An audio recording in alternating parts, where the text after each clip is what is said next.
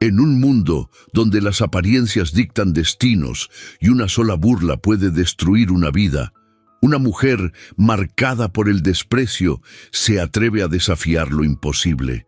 La noche en que fue ridiculizada frente a todos parecía condenarla al silencio, hasta que una invitación inesperada encendió un temblor secreto en su corazón, porque un hombre tan poderoso pondría sus ojos justamente en ella. ¿Qué verdad oculta está a punto de salir a la luz? Algo está por quebrarse, algo que pondrá en juego orgullo, deseo y reputación. Antes de comenzar, cuéntame, ¿desde dónde escuchas esta historia? ¿Qué es lo que más te atrapa de los romances de época? En las brumosas mañanas de Nueva York, a finales de la década de 1880, el sol se filtraba a través de las cortinas de encaje en la mansión de los Harrington, una familia de abolengo que había visto tiempos mejores. Eleanor Harrington, de 28 años, se paraba frente al espejo de su habitación, ajustando el corpiño de su vestido de muselina gris, con mangas abullonadas y un cuello alto que ocultaba el rubor de su piel pálida. Su cabello castaño, recogido en un moño severo, enmarcaba un rostro de ojos verdes profundos, marcados por una melancolía que no podía disimular.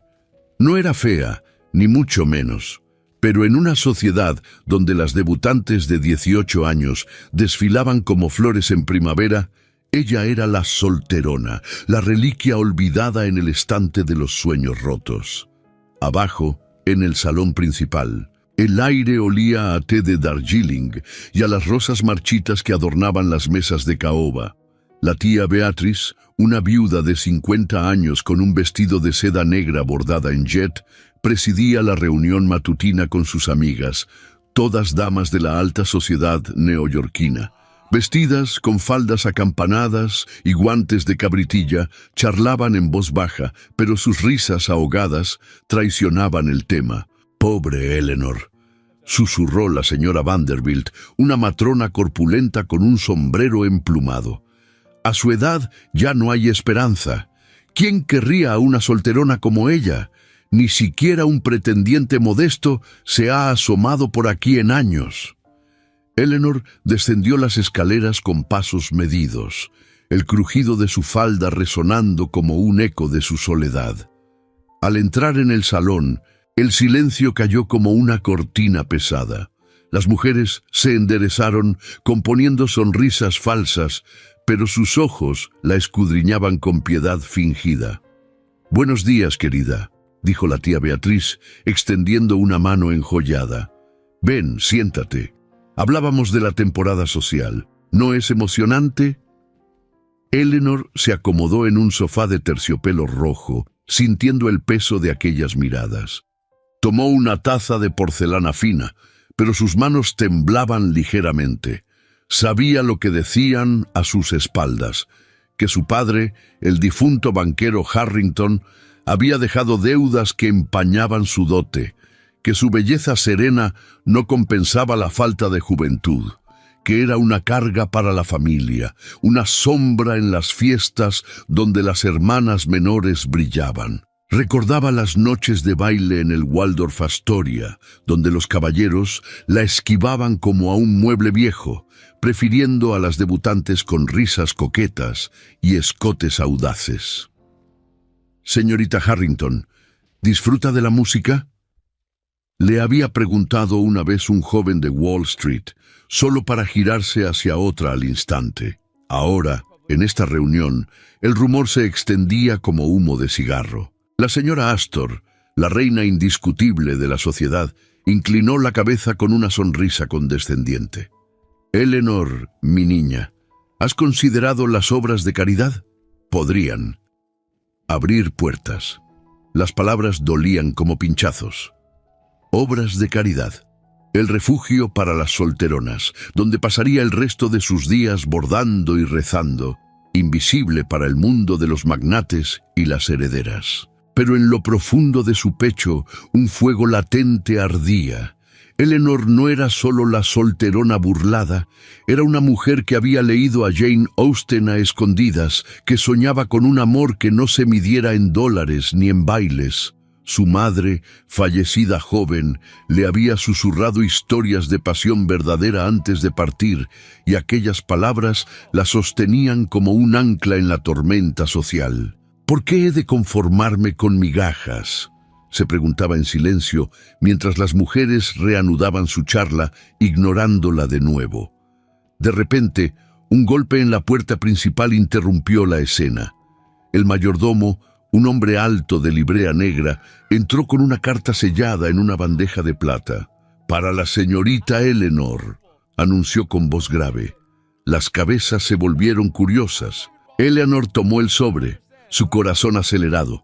El sello era desconocido, un emblema de oro con iniciales entrelazadas, J y R. Lo abrió con dedos temblorosos y las palabras saltaron ante sus ojos. «Estimada señorita Harrington, me complacería su presencia en una reunión privada esta tarde. Hay asuntos de familia que nos conciernen a ambos. Atentamente, Jonas Rockefeller». El nombre la golpeó como un rayo. Jonas Rockefeller, el magnate de los ferrocarriles, el hombre que había amasado una fortuna en las sombras de la Gilded Age, un viudo de 35 años, conocido por su frialdad y su poder implacable. ¿Qué podía querer de ella la solterona olvidada? Las mujeres en el salón murmuraron excitadas. «¿Rockefeller?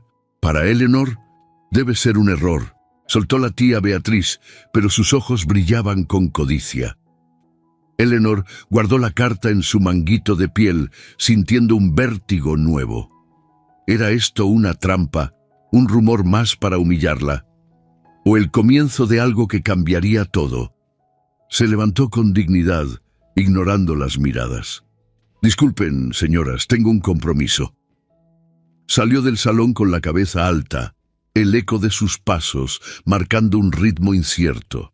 Afuera, la ciudad bullía, carruajes traqueteando por Fifth Avenue, vendedores ambulantes gritando, el humo de las chimeneas elevándose como promesas rotas. Pero en su mente, una pregunta ardía. ¿Qué secreto ocultaba esa carta? ¿Y por qué un hombre como él se arrodillaría ante alguien como ella? Mientras el sol trepaba en el cielo, Eleanor se dirigió al parque, el aire fresco azotando su falda. No sabía que esta invitación era el hilo que deshilacharía su vida solitaria, tejiendo un tapiz de intrigas, amores prohibidos y venganzas sociales. En la Gilded Age, donde el oro compraba todo menos el corazón, una solterona podía convertirse en reina o en sacrificio. En este punto, si estás disfrutando esta historia de pasión y redención en la era dorada, aprieta el botón de like para apoyarnos. Y no olvides suscribirte al canal para no perderte las próximas entregas llenas de drama histórico. Cuéntanos en los comentarios. ¿De qué ciudad y país nos estás viendo? Tu interacción nos ayuda a crecer. El viento susurraba secretos entre los árboles del Central Park, y Eleanor se sentó en un banco de hierro forjado, releyendo la carta. Jonas Rockefeller no era un desconocido en los salones. Se decía que su imperio de acero y vías férreas rivalizaba con los Vanderbilt. Pero su reputación era de hielo. Un hombre que había perdido a su esposa en un accidente trágico años atrás y desde entonces se había encerrado en su mundo de negocios, evitando las fiestas y las cazadoras de dotes. ¿Por qué ella? ¿Acaso su padre había tenido tratos con él antes de morir, un préstamo olvidado o una alianza rota? Recordó fragmentos de conversaciones familiares. Su padre mencionando el joven Rockefeller con respeto teñido de envidia, hablando de oportunidades perdidas en el auge de los rascacielos y las locomotoras, pero nada concreto. Eleanor dobló la carta, guardándola cerca de su pecho. El parque estaba vivo, con niñeras empujando cochecitos y caballeros paseando con bastones de ébano.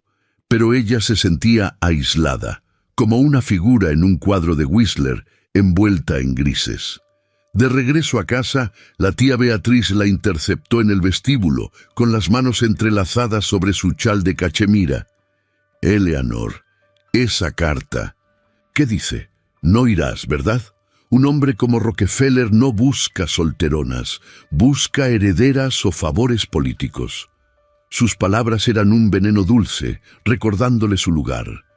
Pero Eleanor, por primera vez en años, sintió una chispa de rebeldía. «Tía, el destino a veces sorprende, y yo estoy cansada de esperar». Aquella tarde, mientras el sol se ponía sobre los tejados de Manhattan, Eleanor se preparó para la reunión. Se puso un vestido de tafetán azul medianoche, con un corsé que acentuaba su figura esbelta y un sombrero de ala ancha adornado con plumas de avestruz. El espejo le devolvió una imagen transformada. No la solterona, sino una mujer lista para reclamar su voz. El carruaje la esperaba, tirado por 2 caballos bayos, y al subir, el cochero la miró con curiosidad. «A la residencia Rockefeller, en la Quinta Avenida, señorita». El viaje fue un torbellino de pensamientos. ¿Sería esto el fin de su humillación o el comienzo de una mayor? En la Gilded Age, las mujeres como ella navegaban mares de oro falso, pero Eleanor anhelaba algo real. Y en la puerta de aquella mansión imponente, con columnas de mármol y lámparas de gas parpadeando, sintió que el mundo estaba a punto de girar sobre su eje. La mansión Rockefeller se erguía como un coloso de piedra caliza en la Quinta Avenida, con sus ventanas altas enmarcadas en hierro forjado y un porche flanqueado por leones de mármol que parecían vigilar a los transeúntes. Eleanor descendió del carruaje con el corazón latiendo fuerte.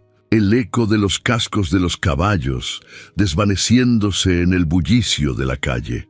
El cochero inclinó la cabeza, y ella ajustó su sombrero, sintiendo el peso de la pluma rozar su mejilla.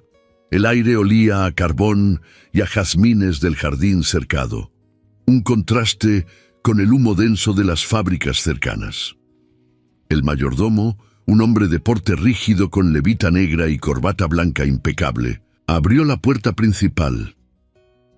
«La señorita Harrington, supongo», dijo con voz neutra, guiándola por un vestíbulo iluminado por lámparas de gas que proyectaban sombras danzantes en las paredes tapizadas de damasco rojo. El suelo de mármol pulido reflejaba sus pasos y al fondo una escalera de caracol ascendía hacia salones invisibles. Eleanor tragó saliva, notando los retratos de antepasados severos que la observaban desde marcos dorados. Hombres con patillas espesas y mujeres con cuellos de encaje, todos emblemas de una fortuna construida sobre rieles de acero y contratos astutos.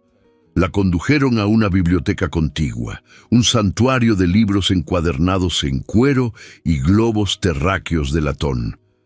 El aroma a tabaco y pergamino viejo la envolvió, y allí, de pie junto a una chimenea crepitante, estaba Jonas Rockefeller. 35 años, alto y de hombros anchos, vestía un traje de lana gris con chaleco bordado y un reloj de cadena que colgaba de su bolsillo. Su cabello oscuro, peinado hacia atrás, enmarcaba un rostro anguloso con ojos grises que parecían perforar el alma. No sonreía. Su expresión era de concentración fría, como la de un general evaluando un campo de batalla. En su mano, un puro apagado giraba lentamente. «Señorita Harrington», saludó con una inclinación mínima, señalando un sillón de cuero frente al fuego. «Gracias por venir tan pronto. Tome asiento». Su voz era grave, medida, sin florituras. Eleanor se sentó, alisando su falda de tafetán, consciente de cómo el corsé apretaba su respiración. «¿En qué puedo servirle, señor Rockefeller? Su carta me tomó por sorpresa». Él se acomodó en el sillón opuesto, cruzando las piernas con elegancia. Un sirviente entró con una bandeja de cristal, té humeante en tazas de porcelana china y galletas de mantequilla. Jonas tomó una taza, pero no bebió. Directa al grano, entonces. Su familia y la mía comparten una historia entrelazada, aunque usted no lo sepa. Su padre, el señor Harrington, fue mi mentor en los primeros días de los ferrocarriles. Me prestó una suma considerable para expandir la línea hacia el oeste en 1875. Él confiaba en mí y yo en él. Pero tras su muerte las deudas se complicaron. Su tía Beatriz, como albacea, ha manejado mal los asuntos. Eleanor frunció el ceño, recordando las noches en que su padre regresaba exhausto de reuniones en clubes de Wall Street, hablando de inversiones seguras con hombres como Rockefeller. Mi padre nunca mencionó deudas pendientes. Si hay un asunto financiero, mi familia lo resolverá. Pero ¿por qué dirigirse a mí y no a mi tía? Jonas se inclinó hacia adelante, el fuego iluminando las líneas duras de su mandíbula. Porque usted no es como las demás, señorita. He observado su situación en los círculos sociales. Las damas la menosprecian, la llaman solterona, pero yo veo inteligencia en sus ojos. Su padre le dejó una herencia no solo de dinero, sino de astucia. La deuda es de $20,000, una fortuna que amenaza con hundir su hogar. Propongo un arreglo, un matrimonio de conveniencia. Usted se convierte en mi esposa y yo cancelo la deuda. A cambio, obtendrá respeto, posición, no amor, sino estabilidad. Las palabras cayeron como un mazazo. Matrimonio. Con él, el hombre cuya reputación de viudo impenetrable lo convertía en un enigma. Eleanor sintió un rubor subir a sus mejillas, no de vergüenza, sino de indignación contenida. Un arreglo, como si fuera un contrato de ferrocarril. Señor, soy una mujer, no una vía para su imperio. Sus manos se cerraron sobre el reposabrazos, los nudillos blancos. Él no se inmutó, pero un destello cruzó sus ojos, quizás admiración. En esta era, todo es un contrato, señorita Harrington. La Gilded Age no perdona a los débiles. Su tía ya ha empeñado joyas familiares para tapar agujeros. Sin esto, la mansión se venderá y usted acabará en un convento, o peor, como dama de compañía de alguna viuda avara. Piense en su futuro. Mañana, en el baile de los Vanderbilt, todos hablarán. Acepte, y el mundo la verá de otra forma. Eleanor se levantó, el corazón martilleando. El fuego crepitaba, proyectando sombras que bailaban como fantasmas de su vida pasada. Recordó las burlas en los salones, las miradas de lástima, el vacío de noches solitarias con solo libros como compañía. ¿Era esto su salvación o una jaula dorada? Necesito tiempo, señor. Esto no se decide en una tarde. Jonas asintió, poniéndose de pie con gracia felina. Tiempo es lujo que no tenemos, pero lo concedo hasta el amanecer. Envíeme palabra por mensajero. La acompañó a la puerta y al rozar su brazo al entregarle el chal, un contacto fugaz que envió una chispa inesperada por su piel. Afuera, el crepúsculo teñía la avenida de púrpura y los faroles de gas comenzaban a encenderse, uno a uno. De regreso en su mansión, Eleanor subió a su habitación, el peso de la propuesta oprimiendo su pecho. Se quitó el sombrero, dejando que su cabello cayera en ondas sueltas sobre los hombros. Frente al espejo, vio no a la solterona, sino a una mujer al borde de un abismo. La tía Beatriz la esperaba abajo, ansiosa por detalles, pero ella se encerró, desplegando la carta original sobre el tocador. Las iniciales J y R brillaban bajo la luz de la vela.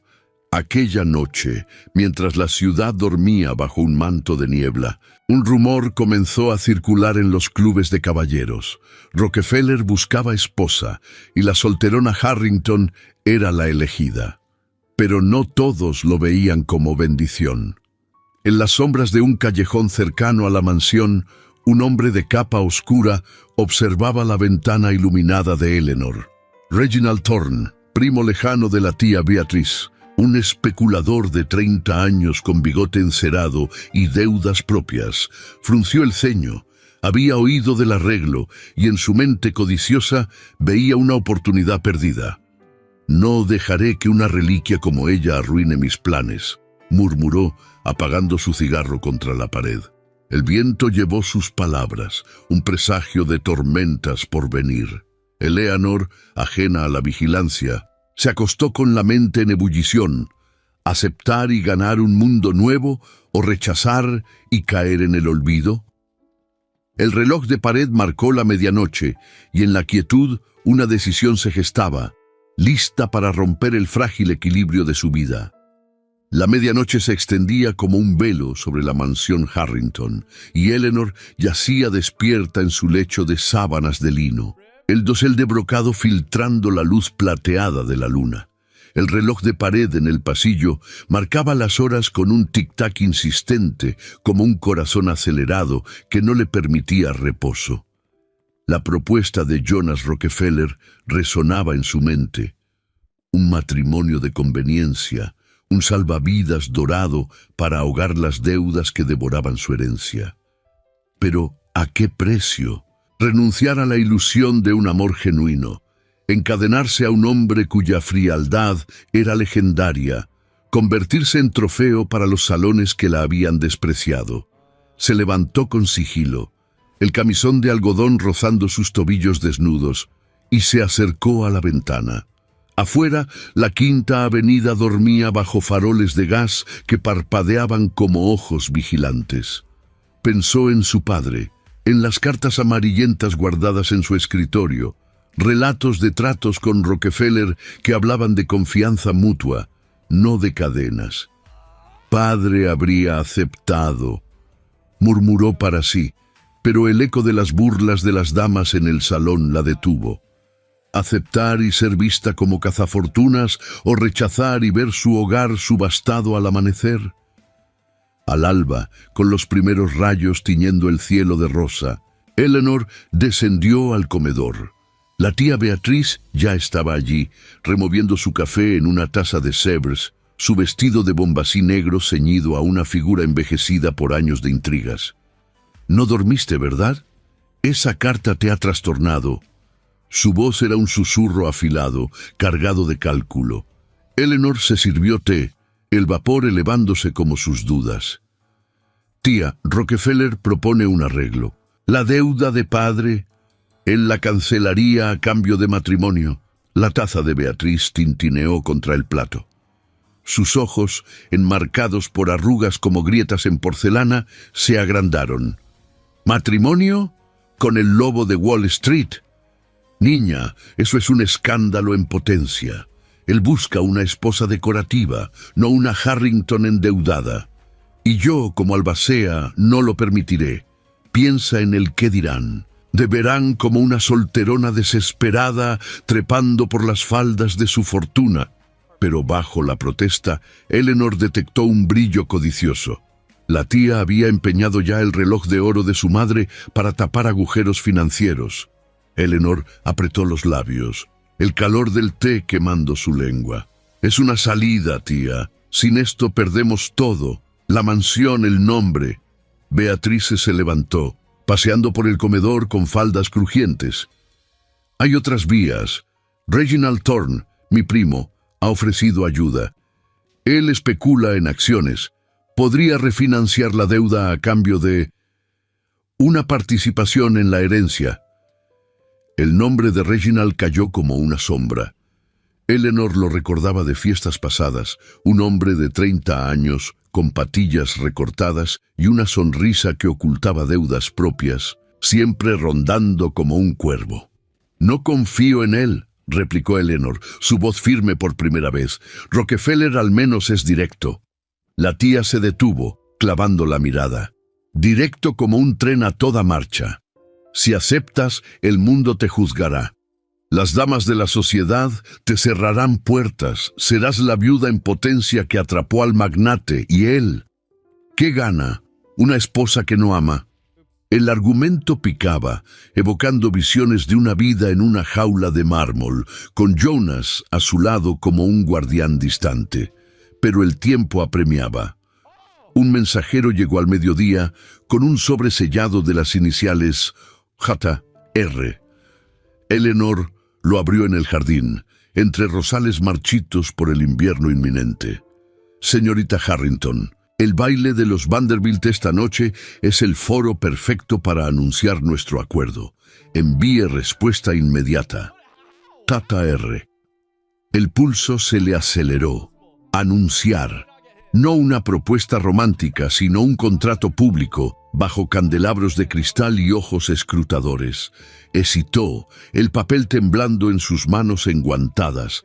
Rechazar significaba ruina inmediata. La subasta de la mansión programada para la semana, la mudanza a un apartamento modesto en Brooklyn, el fin de cualquier dignidad social.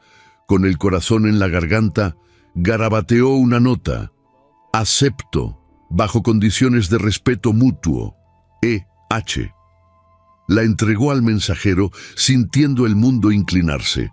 Era la ruptura, de solterona a futura señora Rockefeller, de sombra a centro de un torbellino. Pero el costo ya se manifestaba.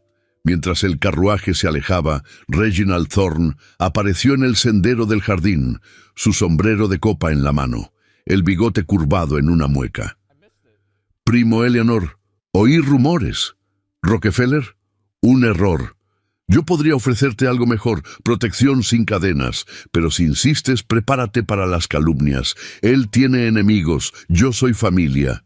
Sus palabras eran miel envenenada, revelando su rol. No aliado, sino antagonista acechante, celoso de la fortuna que se le escapaba. Eleanor lo miró con frialdad, notando el temblor en su mano, signo de sus vicios con el juego. Gracias por su preocupación, señor Thorne, pero mi decisión está tomada. Él se inclinó, pero sus ojos prometían tormenta. El baile será interesante entonces. Cuidado con los trenes que descarrilan. Aquella tarde, el sastre llegó con un vestido nuevo. Seda verde esmeralda con encajes en el escote, falda acampanada que susurraba promesas. Eleanor se miró en el espejo, transformada. Pero el corsé apretaba como las reglas del nuevo mundo. Vigilancia constante, etiqueta impecable, un matrimonio sin pasión que la sociedad diseccionaría. Bajó al salón, donde la tía Beatriz esperaba radiante de falsa aprobación. Bien, niña, al menos salvarás el nombre, pero recuerda, una vez en ese baile no hay vuelta atrás. Serás observada, juzgada, y si fallas, el escándalo te devorará. El carruaje las llevó al Waldorf Astoria al atardecer, las ruedas traqueteando sobre adoquines húmedos. El salón de baile bullía, damas en satenes multicolores, caballeros con frac negro y chalecos de seda, el aire cargado de perfume y humo de cigarros. La orquesta tocaba un vals de Strauss, y en el centro, Caroline Vanderbilt reinaba con un collar de perlas que rivalizaba con las lámparas de gas. Jonas esperaba cerca de la entrada, imponente en su smoking, un broche de oro en la solapa. Al verla, inclinó la cabeza, un gesto mínimo que ocultaba aprobación. Señorita Harrington, esta noche cambiamos el tablero. Eleanor tomó su brazo, sintiendo la solidez de su presencia, un ancla en la marea de miradas. Anunciaron su compromiso en un claro de la pista, bajo aplausos forzados que enmascaraban susurros. La solterona y el magnate, ¿qué trampa es esta? La ruptura era total. Su status quo se había hecho añicos, pero el precio social ya mordía. Una dama cercana, la señora Astor, se acercó con sonrisa gélida. Felicidades, querida, pero cuida tu reputación. Los arreglos como este atraen sombras. Mientras bailaban el primer vals, el brazo de Jonas firme en su cintura, Eleanor sintió un vértigo de esperanza y temor. El mundo la veía ahora, pero ¿cuánto duraría antes de que Reginald o las deudas ocultas la arrastraran al abismo? Al final de la noche, un mensajero discreto se acercó a Jonas. Una nota de Thorne, amenazando revelar secretos de la deuda si no intervenía. El magnate arrugó el papel, pero sus ojos se endurecieron. «El juego ha comenzado de verdad», murmuró a Eleanor. Y en ese instante, ella supo que su elección había desatado fuerzas que no podría controlar.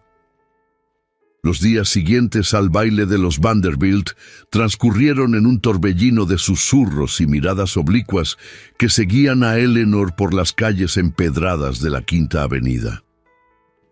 La noticia del compromiso con Jonas Rockefeller se había extendido como el humo de las chimeneas de las fábricas, teñido de incredulidad y envidia. Ya no era la solterona invisible, ahora era el centro de un escándalo dorado, una mujer que había atrapado al magnate más esquivo de Nueva York. Pero el precio de esa visibilidad se manifestaba en las reuniones matutinas, donde las damas de la sociedad la invitaban no por afecto, sino por curiosidad malsana. Una semana después, el sol de noviembre filtraba sus rayos pálidos a través de las vidrieras del salón de té de la señora Astor, en su residencia opulenta cerca de Washington Square. El lugar era un santuario de elegancia. Mesas de caoba cubiertas de manteles de damasco blanco, teteras de plata reluciente y platos de porcelana fina con escones recién horneados. Eleanor llegó en un carruaje sencillo, su vestido de lana azul, con cuellos de encaje blanco ajustado a la perfección, el sombrero de fieltro adornado con una pluma negra que ocultaba parcialmente su expresión tensa. Jonas la había acompañado hasta la puerta, su mano rozando la suya en un gesto fugaz de apoyo, pero él se marchó a sus oficinas en Wall Street, dejando que ella enfrentara sola esta prueba social. Al entrar, el murmullo de las conversaciones se interrumpió como el corte de una partitura. 10 damas, todas en edades entre los 30 y los 50, se volvieron hacia ella, vestidas con faldas acampanadas de seda y guantes de cabritilla que llegaban hasta los codos, formaban un círculo impenetrable alrededor de la mesa central. La señora Astor, con su figura esbelta envuelta en un traje de terciopelo verde oliva y un broche de esmeraldas en el pecho, inclinó la cabeza con una sonrisa que no llegaba a sus ojos azules. «Señorita Harrington, qué placer, o debería decir, futura señora Rockefeller. Pase, únase a nosotras. Hablábamos de la temporada de ópera». Eleanor se acercó con pasos medidos, el roce de su falda contra el suelo de parquet resonando en el silencio. Tomó asiento en una silla de respaldo alto, sintiendo el escrutinio como agujas en la piel. «Gracias por la invitación, señora Astor. Es un honor». Su voz era serena, pero por dentro el corazón le latía con fuerza. Recordaba las burlas pasadas en salones similares, cuando la ignoraban como a un mueble polvoriento. Ahora, las palabras fluían hacia ella, pero cargadas de veneno sutil. La señora Vanderbilt, con su corpulencia ceñida en un corsé de satén rosa y un collar de perlas que rozaba su mentón, sirvió té en la taza de Eleanor. «Cuéntenos, querida, ¿cómo surgió este arreglo tan repentino? Jonas Rockefeller no es de los que bailan valses en público. Debe ser un milagro de la providencia». Las risas ahogadas circularon y Eleanor notó el tono, no felicitación, sino insinuación de cálculo. «Fue una sorpresa para mí también», respondió, tomando un sorbo del té Earl Grey, cuyo aroma cítrico no calmaba su garganta seca. «Pero el señor Rockefeller es un hombre de honor. Nuestras familias comparten una historia larga». Otra dama, la joven viuda Langdon, de 25 años con un vestido de muselina a cuadros y rizos rubios sujetos por peinetas de carey, se inclinó hacia adelante. «Historia larga», dice, «pero usted, a su edad, debe haber sido una bendición. Las solteronas como las que conocemos, rara vez atrapan a un pez tan grande». El grupo contuvo la respiración y Eleanor sintió el calor subir a sus mejillas. Humillación sutil, envuelta en halagos falsos. Las clases chocaban aquí. Ella, de una familia en declive, ahora atada a un titán, pero aún marcada por el estigma de los años pasados. Antes de que pudiera replicar, la puerta del salón se abrió con un chirrido discreto. Entró un sirviente con una bandeja de plata, pero en lugar de dulces, portaba un pequeño paquete envuelto en papel tisú. «Para la señorita Harrington, de parte del señor Rockefeller», anunció. Las damas se enderezaron, curiosas. Eleanor desató el lazo con dedos temblorosos, revelando un broche antiguo. Un camafeo de concha con el retrato de una mujer de ojos grises, enmarcado en oro delicado. Adjunta una nota en la caligrafía precisa de Jonás. Un recuerdo de mi madre, para que lleve algo mío en esta prueba. Con respeto, J.R. El objeto simbólico la tocó como un bálsamo. Lo sujetó a su chal, sintiendo su peso frío contra el pecho. Era el inicio de un arco emocional, no un regalo ostentoso, sino un gesto que humanizaba al magnate frío. «Es hermoso», murmuró, y en ese instante una de las damas, la menos hostil, la señora Lowell, con su vestido de lana gris y un velo de luto, sonrió genuinamente. ¡Qué galantería! Quizás no sea solo conveniencia después de todo. Pero la fricción de clases no cedió. La señora Astor removió su té con una cucharilla de plata, el tintineo como un desafío. Galantería o no, el mundo observa. Una unión así atrae envidias y con deudas familiares. Bueno, querida, cuide sus pasos, no querrá que los rumores la alcancen de nuevo. Las palabras dolían, evocando las deudas ocultas que Jonas había prometido saldar, pero también insinuando que Eleanor era una oportunista. El antagonista en las sombras actuaba. Reginald Thorne, aunque ausente, había sembrado dudas a través de chismes en los clubes, observándola desde lejos como un cuervo. Eleanor levantó la barbilla, defendiendo su nuevo terreno. Los rumores son como el humo de las locomotoras, densos pero efímeros. Mi compromiso es honesto y el señor Rockefeller lo respalda. Su voz ganó fuerza y por un momento el círculo vaciló. Jonas, en su ausencia, la defendía con su mera asociación, pero el avance emocional llegó en un silencio compartido. Al salir del salón, Eleanor encontró una nota en su manguito, deslizada por un mensajero discreto de Jonas. Sobrevivió al té, orgulloso de su coraje. Nos vemos al atardecer. Un roce de pluma en el papel, como un toque invisible, calentó su pecho. Afuera, el aire fresco de la tarde azotaba las hojas caídas en la acera. Eleanor caminó hacia su carruaje, el broche brillando bajo el sol menguante. Había medido la aceptación, no total, pero un quiebre en la pared de prejuicios. Sin embargo, al subir, notó un periódico doblado en el asiento, dejado allí intencionalmente. La página social del New York Herald proclamaba: «La solterona asciende. Matrimonio o maniobra en la deuda Harrington». Un comentario mordaz, con iniciales que olían a Thorne. La prueba social había dejado una marca visible, y mientras el carruaje se alejaba traqueteando, Eleanor apretó el broche, preguntándose qué sombras se cernirían en el próximo acto. El equilibrio pendía, y una visita inesperada de Reginald esa noche prometía agitarlo todo. La niebla se espesaba sobre el Hudson aquella tarde de noviembre, envolviendo Nueva York en un manto gris que borraba los contornos de los barcos y las torres emergentes. Eleanor descendió del carruaje frente a la mansión Rockefeller, el broche de camafeo aún sujeto a su chal como un talismán contra las sombras del artículo del Herald. El cochero la despidió con un asentimiento, y ella subió los escalones de piedra, el viento azotando su falda de lana azul. Jonas la esperaba en el porche, su figura recortada contra la puerta entreabierta, el traje de tweed gris adaptado a la brisa fría. «Llegó temprano», dijo, extendiendo el brazo. El té de la señora Astor no la doblegó entonces. Ella tomó su brazo, sintiendo la calidez a través de la tela. No del todo, Pero el periódico menciona deudas y maniobras. ¿Sabe algo de esto? Jonas frunció el ceño, guiándola al interior.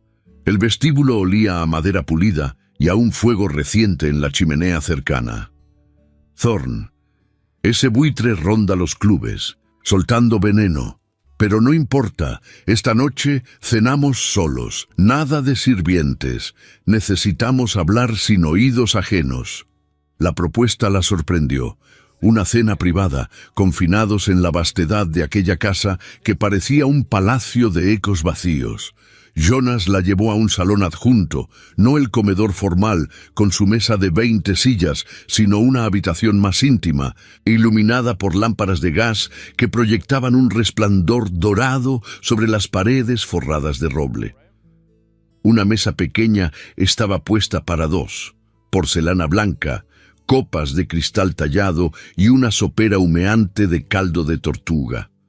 No había mayordomo, solo ellos, y el crepitar de las llamas en la grate como único testigo. Se sentaron frente a frente, el vapor elevándose entre ellos. Jonas sirvió el vino tinto de una botella polvorienta, su mano firme pero sin prisa. «Pruebe esto. Es de las bodegas de mi abuelo, antes de que el acero lo cambiara todo». Eleanor tomó un sorbo, el sabor robusto calmando el nudo en su garganta. El confinamiento del salón, con sus cortinas corridas contra la tormenta que se avecinaba afuera, creaba una burbuja. Lluvia comenzó a golpear las ventanas, un tamborileo insistente que aislaba el mundo exterior. «Cuénteme de usted, Jonas, no del magnate, sino del hombre. ¿Por qué yo? ¿Por qué no una debutante con dote intacta?» Él pausó, el tenedor suspendido sobre el plato de venado asado. Sus ojos grises, usualmente fríos como el acero de sus rieles, se suavizaron un instante. «Porque las debutantes buscan oro. Usted ha visto la sombra. Su padre me enseñó eso. La Gilded Age brilla, pero debajo hay óxido. Mi esposa, Clara, murió en un accidente de tren en 1878. Un descarrilamiento que yo podría haber evitado. Culpa a Eleanor. Me ha mantenido encerrado, construyendo imperios para olvidar. Pero su carta, su aceptación, me recuerda que la vida no es solo vías férreas». Las palabras cayeron pesadas, abriendo una herida.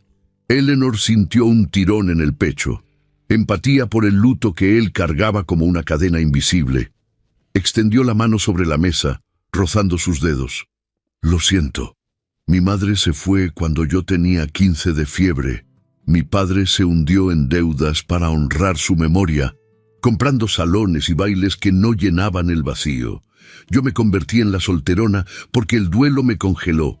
No bailaba, no coqueteaba, solo leía en secreto, soñando con algo real». Jonas no retiró la mano. El contacto, breve pero cargado, alteró la temperatura del aire. Fuera el viento aullaba, una tormenta que los confinaba más, como si el cielo conspirara para esta intimidad forzada.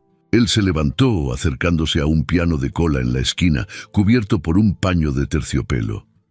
«Escuche esto», murmuró, levantando la tapa. Sus dedos, callosos de firmar contratos, tocaron las teclas con surprising delicadeza. Una melodía suave, un nocturno de Chopin, fluyó en el salón, las notas flotando como hojas en el viento. Era la escena áncora, el objeto heredado, el piano de Clara, desnudando capas. Jonas tocaba con ojos cerrados, revelando vulnerabilidad, el deber que lo ataba a su imperio como penitencia. Eleanor se acercó, sentándose en el banco junto a él.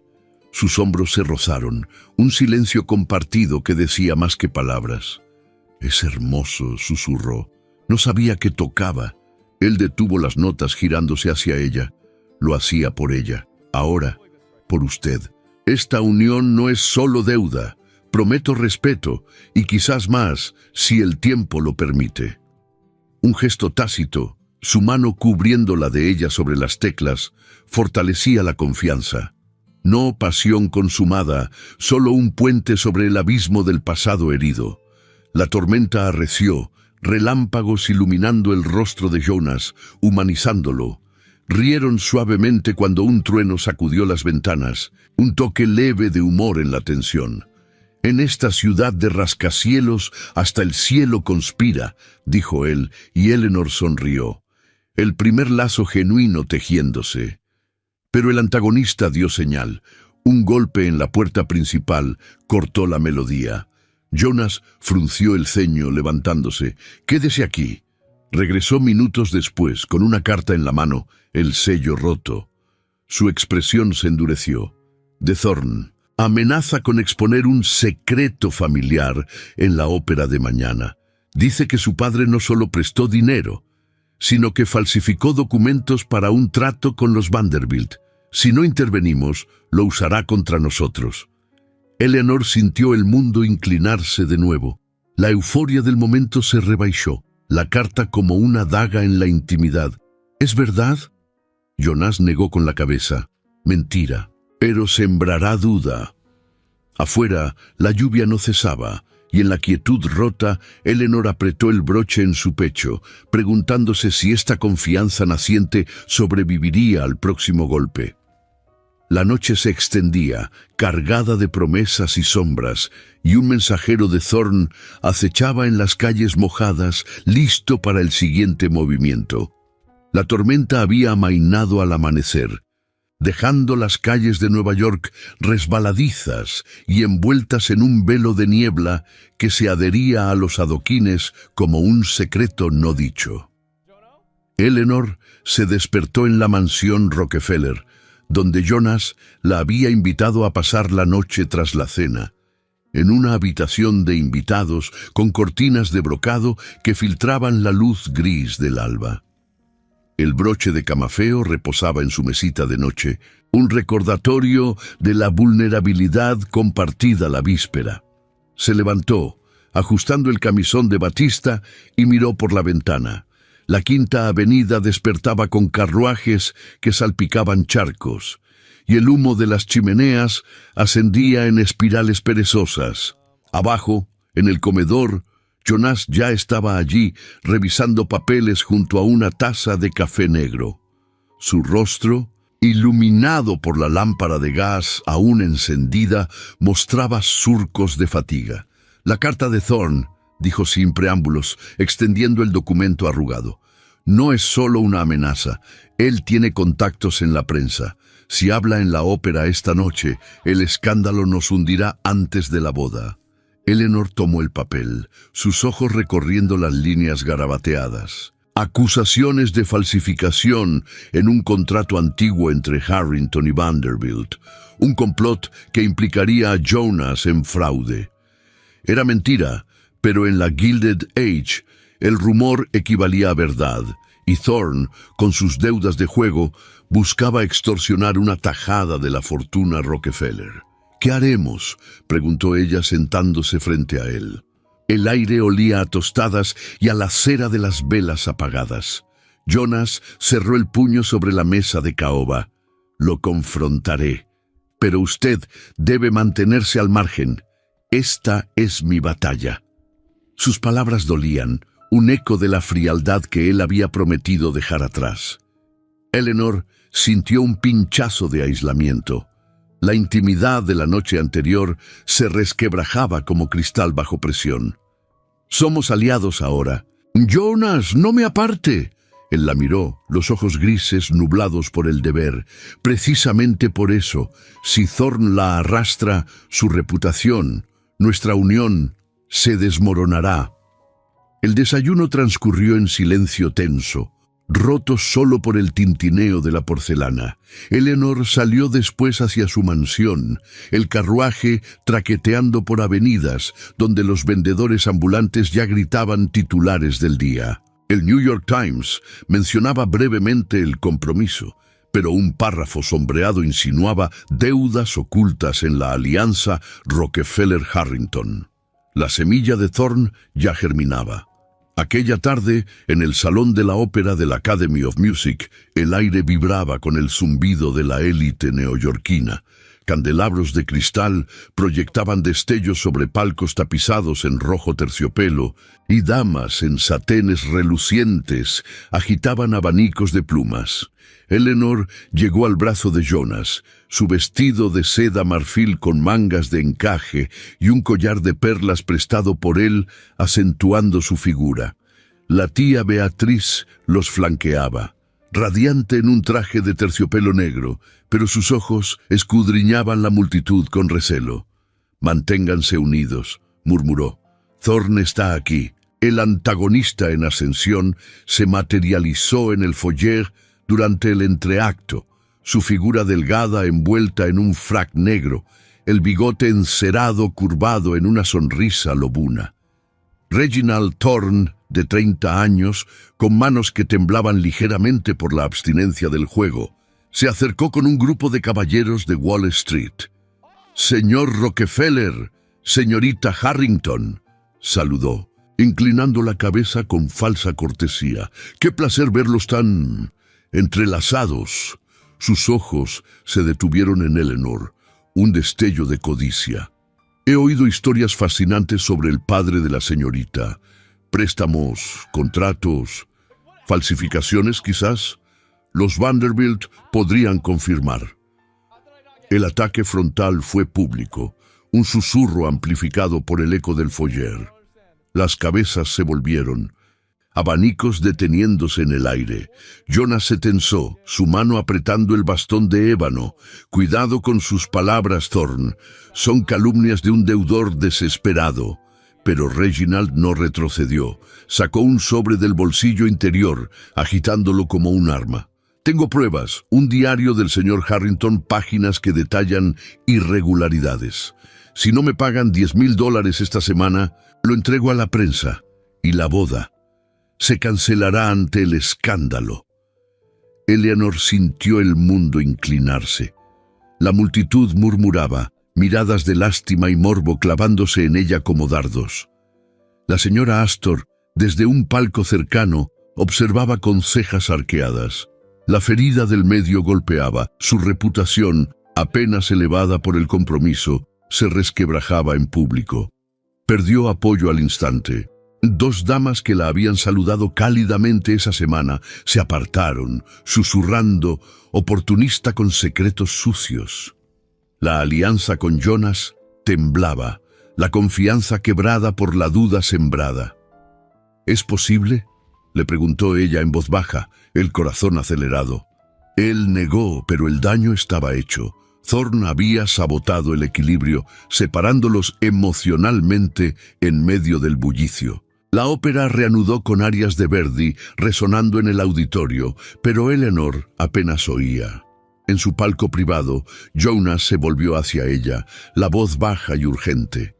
«Esto es el punto de no retorno. Si no actuamos, todo se pierde. Pero involucrarla más.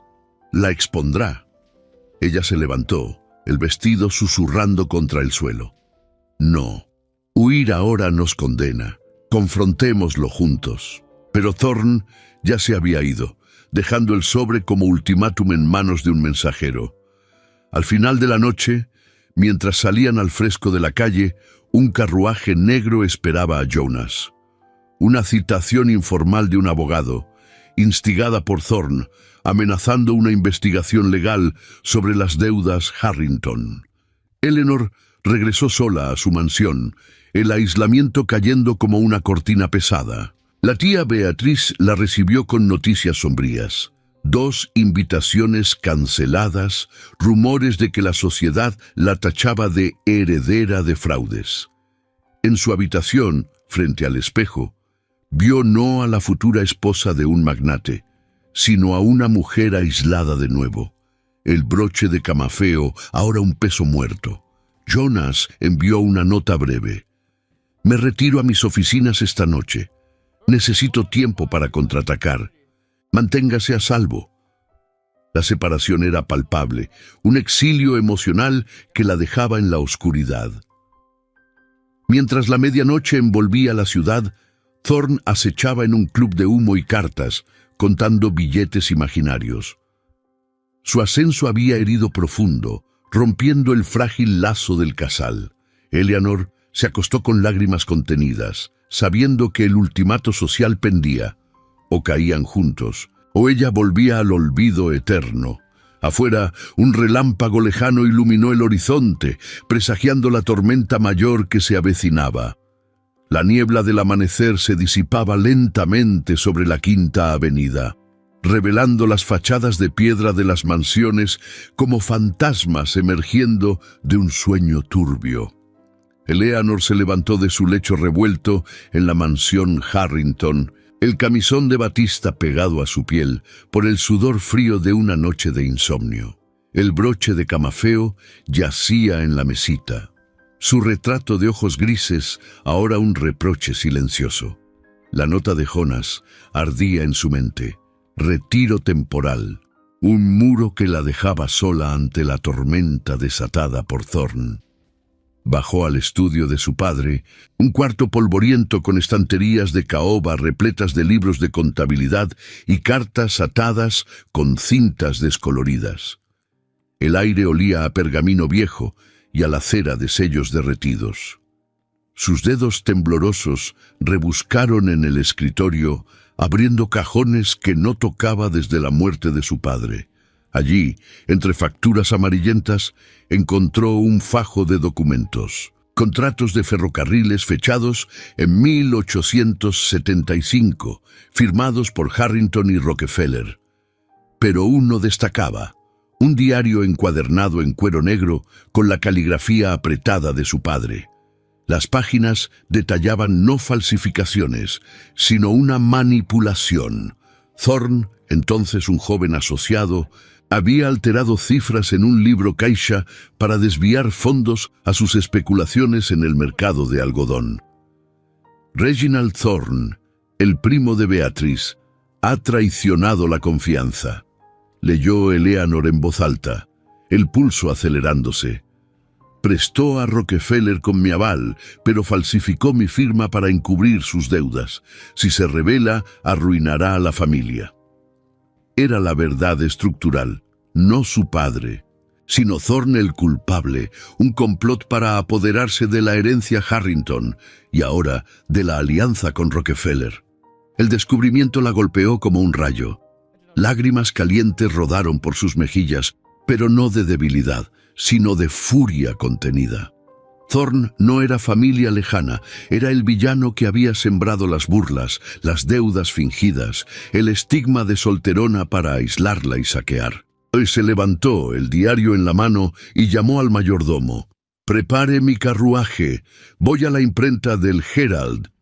Por primera vez, asumía agencia, no una víctima, sino una mujer que reescribiría su narrativa.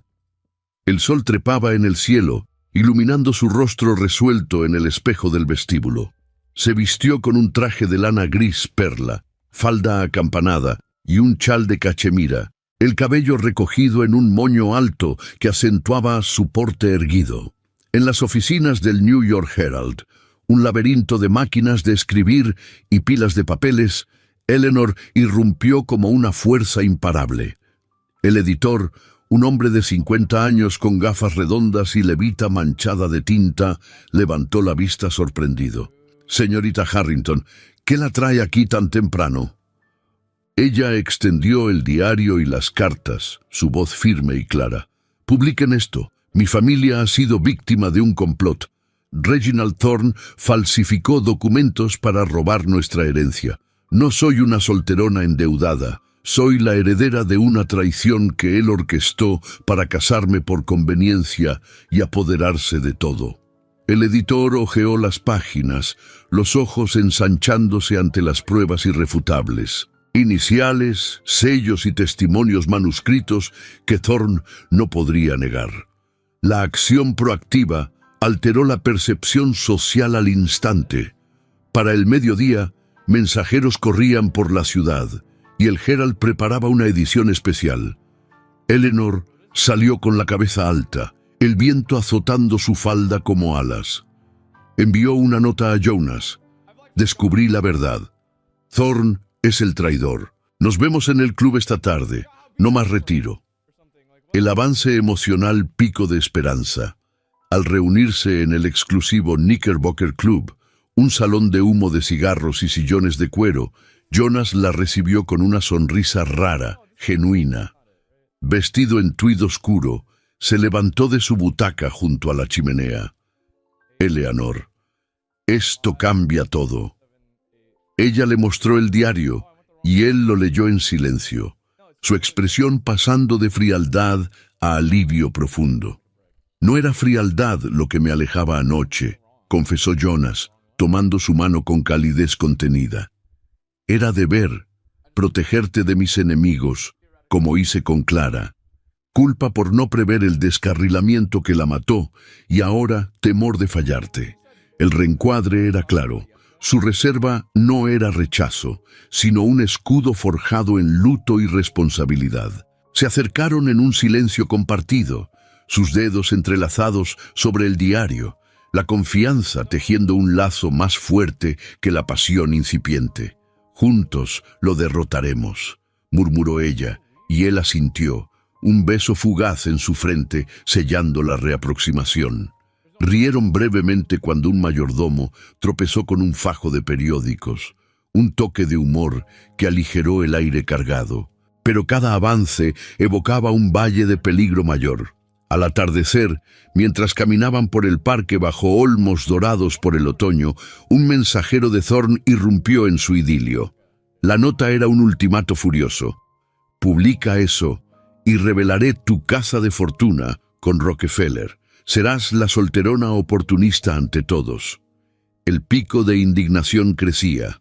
Thorne, el villano codicioso con manos temblorosas por el vicio, manipulando desde las sombras para hundir a inocentes.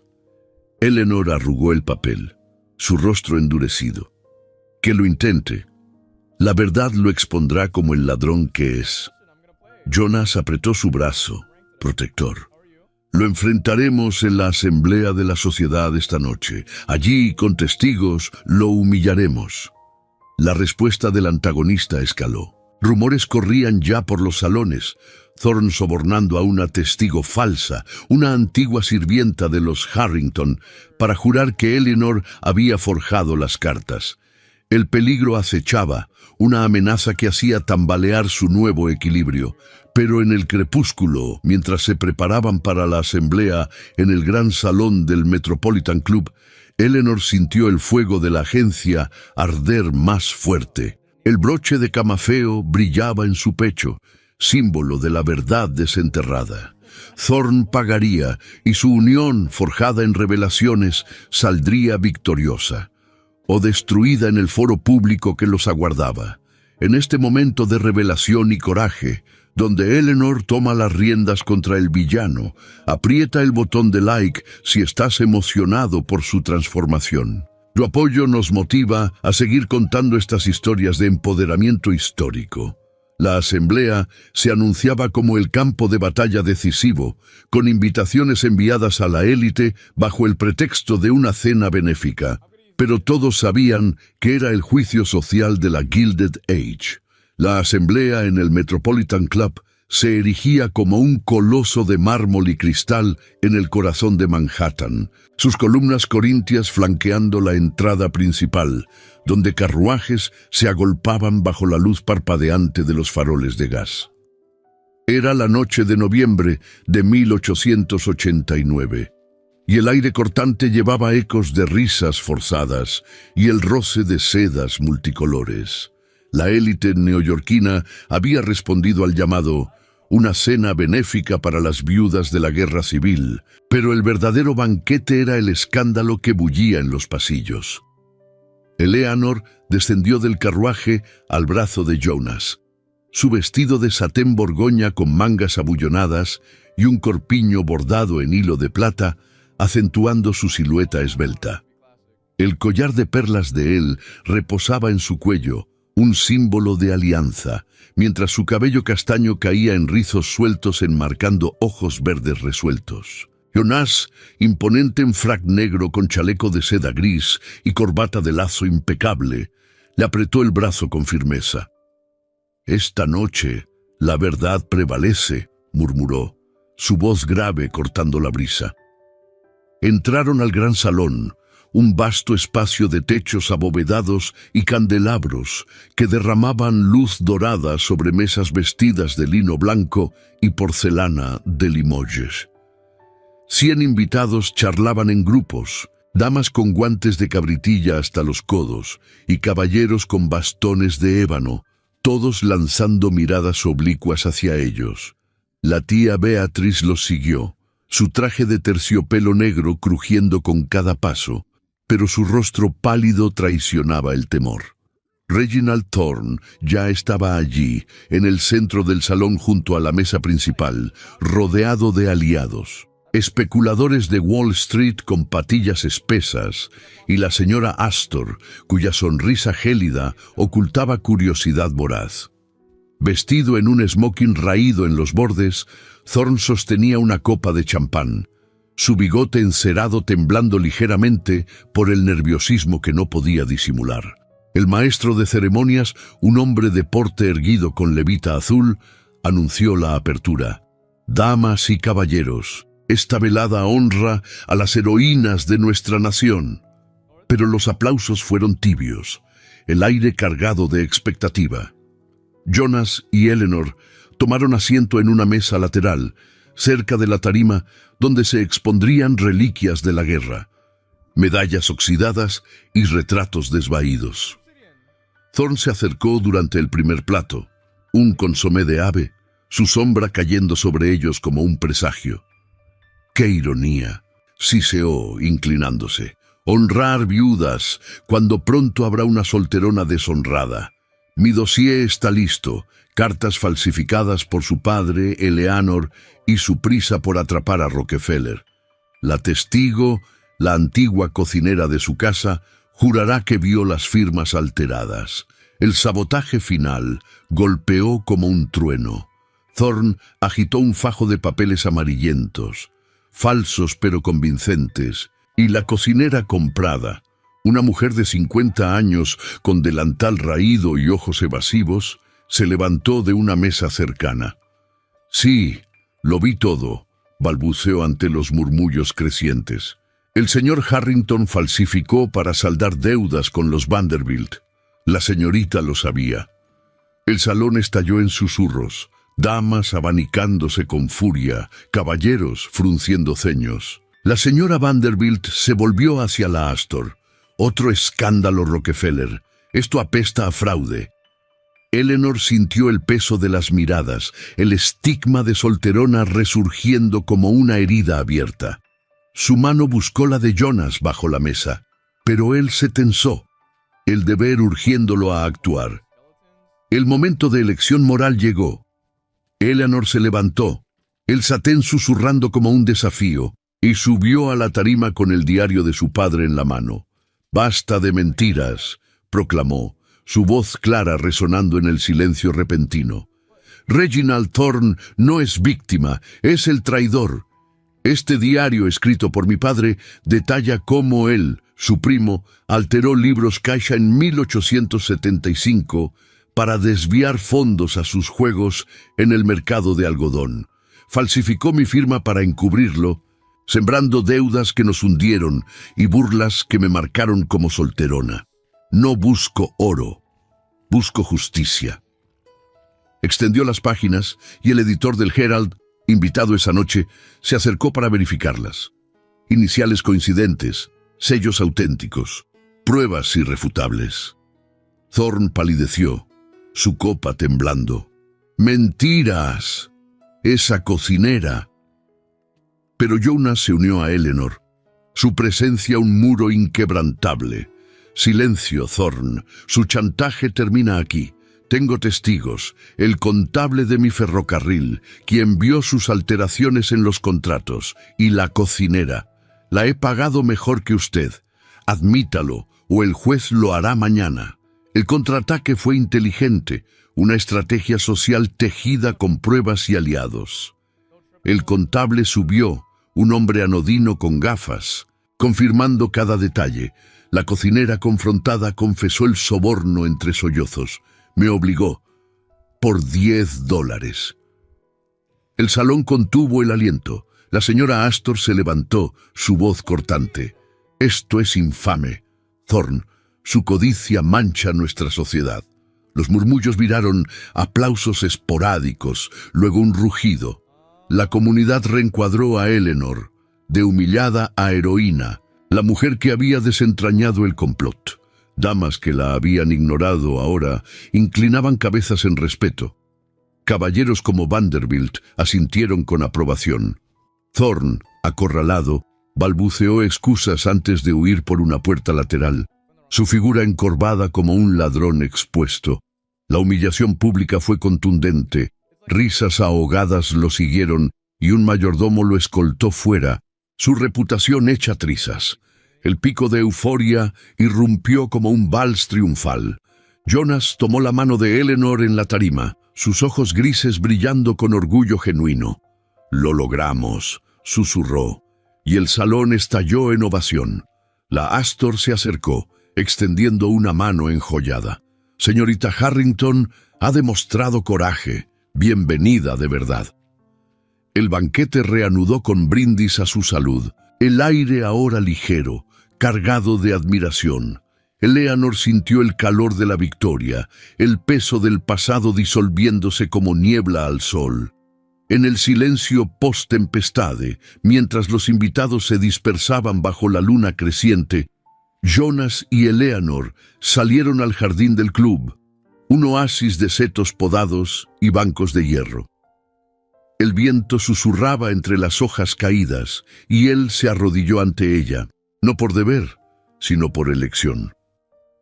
«Eleanor, esta noche no fue conveniencia, fue amor naciente. ¿Aceptas un futuro como iguales?» Ella asintió, un beso suave sellando el compromiso íntimo tácito, sus manos entrelazadas bajo las estrellas. Pero en la distancia, un mensajero se acercaba con una nota de Thorne, exilio voluntario, pero promesas de venganza lejana. El horizonte brillaba, aunque sombras persistían.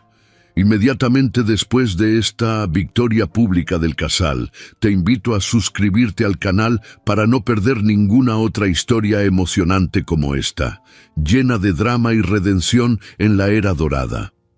Los días siguientes a la asamblea en el Metropolitan Club transcurrieron como un río calmado tras una tormenta furiosa, lavando las sombras que habían envuelto la vida de Eleanor. Nueva York, con sus avenidas empedradas aún húmedas por la lluvia de noviembre, parecía inclinarse ante ella. El New York Herald publicó la verdad en ediciones que se agotaron en horas. Reginald Thorne, el especulador codicioso, había sido desenmascarado como el arquitecto de las deudas falsificadas y las burlas que la habían marcado como solterona. No hubo juicio formal, pero la sociedad, esa corte invisible de la Gilded Age, lo sancionó con dureza. Sus aliados en Wall Street lo abandonaron como a un barco hundido.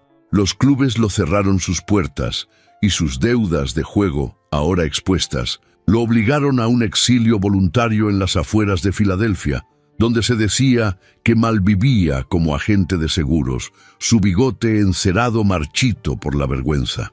La tía Beatriz, cómplice involuntaria en sus intrigas, perdió su rol de albacea. Eleanor la reubicó en una casa modesta en el campo, con una pensión discreta que la mantenía en silencio, su codicia domada por el remordimiento. Eleanor, transformada, caminaba ahora por la Quinta Avenida con la cabeza alta, su vestido de lana verde oliva ondeando al ritmo de sus pasos seguros. Ya no era la reliquia olvidada. Su voz, antes un susurro en salones, resonaba en reuniones de caridad. Jonas, a su lado en aquellas caminatas, había cambiado. Sus ojos grises, antes fríos como el acero de sus rieles, ahora brillaban con una calidez que el luto había ocultado. «Has liberado no solo a tu familia», le dijo una mañana en el jardín de la mansión Rockefeller, donde rosales recién plantados trepaban por pérgolas de hierro, «sino a mí. El deber me encadenaba, tú me has dado alas». Ella sonrió, rozando su mano enguantada. La confianza se había forjado en fuego, y el amor, nacido de la adversidad, florecía sin prisas. La boda se celebró en una ceremonia íntima a principios de diciembre, en la capilla privada de la mansión, bajo un dosel de velas y flores de invernadero que perfumaban el aire con jazmín. No hubo opulencia vulgar. En cambio, un ritual simbólico selló su unión. Jonas colocó en el dedo de Eleanor un anillo de oro simple, forjado sin historia tóxica, grabado con iniciales entrelazadas, E y J. No herencias de deudas pasadas, sino promesas de futuro. «Por libre elección», murmuró él, su voz grave temblando por primera vez. Ella respondió con un beso suave, no forzado por contratos, sino por el latido compartido de dos almas que habían navegado la tormenta. La tía Beatriz, desde un banco lateral, inclinó la cabeza en silencio, mientras aliados, como la señora Astor, enviaban regalos, un jarrón de cristal que simbolizaba la claridad tras el caos. El legado de Eleanor emergió como un faro en la ciudad de oro falso.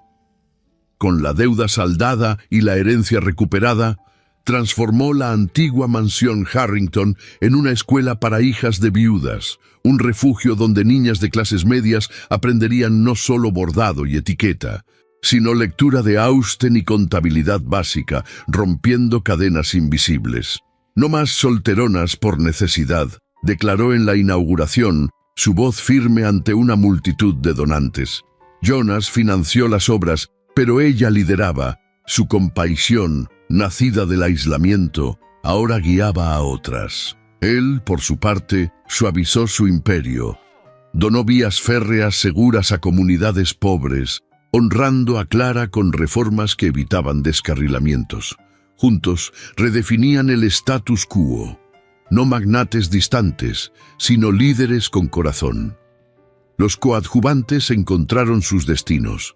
La señora Astor, impresionada por el coraje de Eleanor, la invitó a su círculo inner, recompensando su astucia con alianzas duraderas.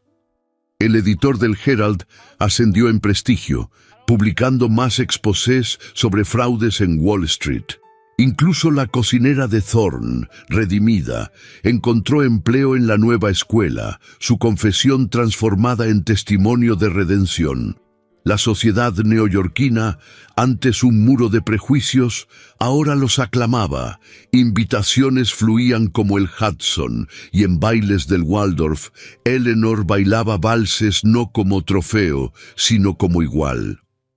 Una tarde de primavera, meses después, Eleanor y Jonas cabalgaban por Central Park, los caballos piafando bajo un sol que disipaba las últimas nieblas. Ella, encinta de su primer hijo, posó la mano en su vientre, el anillo brillando. «Un legado vivo», dijo él, deteniendo su montura para besarla bajo un sauce llorón, sus labios encontrándose en un beso profundo por amor puro. El horizonte se extendía. Rascacielos nacientes, pinchando el cielo, locomotoras silbando promesas de progreso. La escuela bullía ya con risas de niñas, y en una carta llegada esa mañana, un nombre nuevo se anunciaba, una plaza en honor a los Harrington, libre de sombras.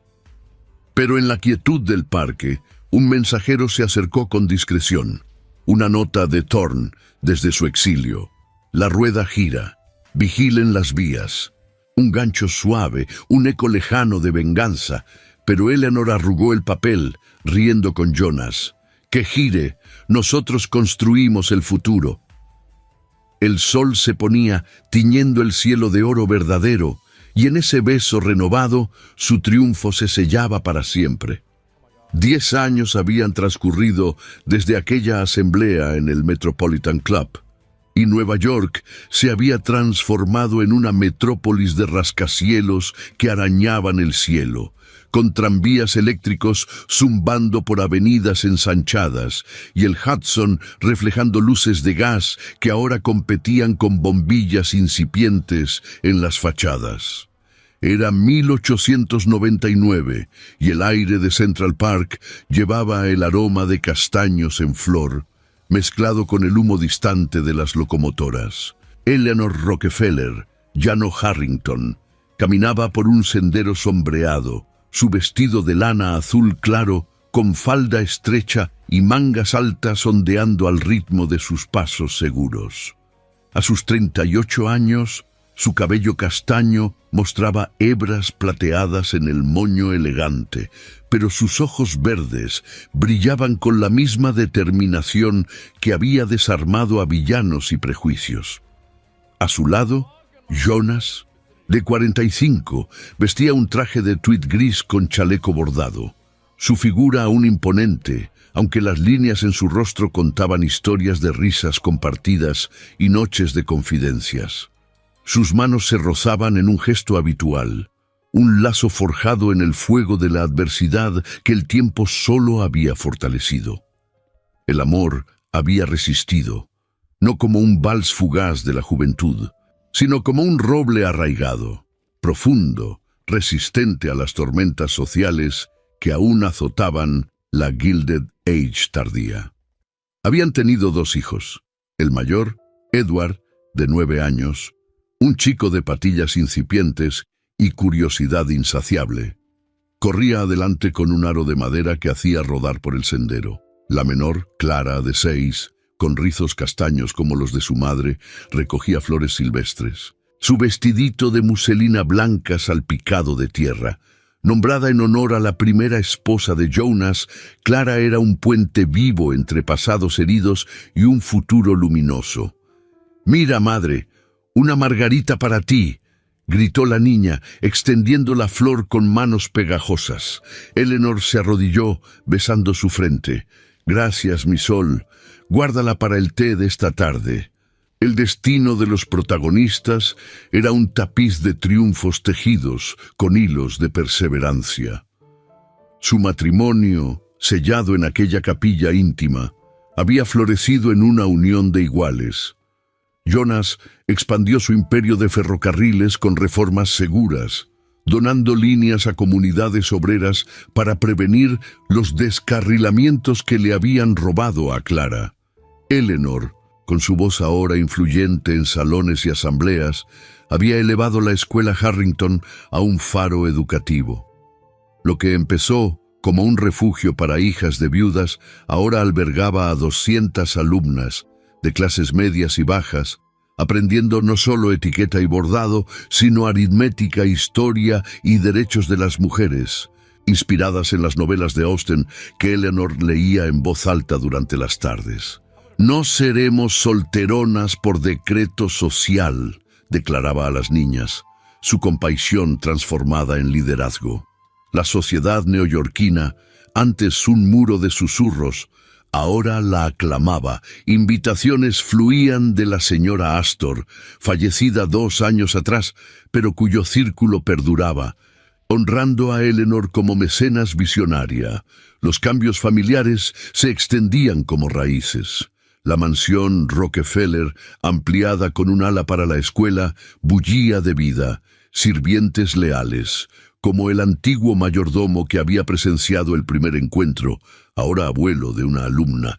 La tía Beatriz, en su retiro campestre, había pagado un precio alto. Aislada por su complicidad en las intrigas de Thorne, escribía cartas arrepentidas que Eleanor respondía con perdón distante. «He aprendido el costo de la codicia», garabateaba Beatriz en una misiva reciente, su caligrafía temblorosa. Reginald Thorne, el villano que había sembrado burlas y deudas falsas, había caído en desgracia absoluta. Su exilio en Filadelfia se convirtió en ruina. Deudas de juego lo arrastraron a la pobreza, y un intento fallido de especulación en minas lo dejó endeudado con prestamistas. Se decía que malvivía en un cuarto alquilado, su bigote marchito y sus manos temblorosas testigos de un orgullo quebrado. Una carta anónima llegó una vez a Jonas, pagado el precio, pero el rencor perdura. Él la quemó en la chimenea protegiendo el nuevo equilibrio. Aquella tarde en el parque, La familia se sentó en un banco de hierro bajo un sauce llorón, cuyas ramas danzaban con la brisa. Edward lanzó una piedra al estanque, haciendo ondas que se expandían como los ecos de su victoria pasada. Jonas envolvió a Eleanor con un brazo, su voz grave susurrando cerca de su oído. 10 años, y aún te arrodillaría cada día. Ella rió suavemente, un sonido nostálgico que evocaba la medianoche de dudas y la aurora de revelaciones. Y yo te levantaría como siempre. Clara se acurrucó en el regazo de su madre, mientras Edward recitaba un poema aprendido en la escuela, su voz infantil cortando el aire. En la era de oro falso, el verdadero brilla eterno. La nostalgia los envolvió como el sol poniente, tiñendo el cielo de tonos anaranjados. Recordaron el baile de los Vanderbilt, el té de la Astor, la tormenta que los confinó en confidencias. Habían perdido sombras, el estigma de solterona, la culpa del viudo. Ganado, un legado vivo. En la distancia, la escuela se erguía en la colina, sus ventanas iluminadas por lámparas de gas, risas de niñas filtrándose como promesas. Thorne pagó con su alma codiciosa. Beatrice, con soledad redentora, pero el amor de Eleanor y Jonas, resistiendo el tiempo como un anillo de oro puro, era el verdadero triunfo. Al anochecer, regresaron a casa en un carruaje tirado por caballos bayos, las siluetas de sus hijos recortadas contra el horizonte. Nueva York rugía a su alrededor, pero en su mundo la paz era un vals eterno, memorable en cada latido compartido. En las sombras alargadas de la Gilded Age, donde el oro brillaba pero el corazón latía en silencio, la historia de Eleanor Harrington nos recuerda que el verdadero poder no reside en fortunas ni en salones opulentos, sino en el coraje de quien se atreve a desafiar las cadenas invisibles. Imaginen por un momento una mujer tachada de solterona, burlada por una sociedad que medía el valor en bailes y dotes, transformándose en un faro de justicia y amor. Eleanor no solo salvó su herencia, redescubrió su voz, forjando un lazo con Jonas que trascendió contratos y deudas. Su viaje nos enseña lecciones eternas. La perseverancia desarma a los villanos codiciosos como Thorne. El amor genuino florece en la adversidad y la compasión, nacida del dolor propio, puede iluminar vidas ajenas, como esa escuela que aún hoy, en nuestra memoria, resuena con risas de niñas libres. Esta era dorada, con sus intrigas y tensiones de clases, nos invita a reflexionar sobre nuestras propias batallas. ¿Cuántas veces hemos sentido el peso de juicios ajenos, el eco de burlas que nos encadenan? Eleanor nos muestra que un solo paso, una verdad desenterrada, puede voltear el tablero. Su triunfo no fue solo personal, fue un grito por igualdad, un recordatorio de que las mujeres en cualquier época merecen más que migajas sociales. Y Jonas, el magnate arrodillado, no por deber, sino por el alma, prueba que la vulnerabilidad fortalece, que el luto compartido teje lazos inquebrantables. Si esta narración de pasión, redención y venganza sutil os ha conmovido, os invito a compartir en los comentarios qué os pareció la historia. ¿Qué lección os lleva más al corazón? ¿El coraje de Eleanor o el amor que vence al oro falso? Para saber quién llegó hasta el final y ayudar a divulgar este canal lleno de dramas históricos, escribid la palabra redención en vuestros mensajes. Vuestra interacción nos inspira a tejer más relatos como este, donde el corazón triunfa sobre las sombras. No os vayáis sin explorar las tarjetas de este vídeo. Allí os esperan otras narrativas parecidas, de amores prohibidos en épocas turbulentas y heroínas que cambian su destino. Suscribíos si aún no lo habéis hecho, activad la campanita y uníos a esta fogata de historias que nos une a través del tiempo. Gracias por acompañarnos en este viaje. Recordad, en la vida real, como en la Gilded Age, el verdadero legado se construye con valentía, Hasta la próxima aventura.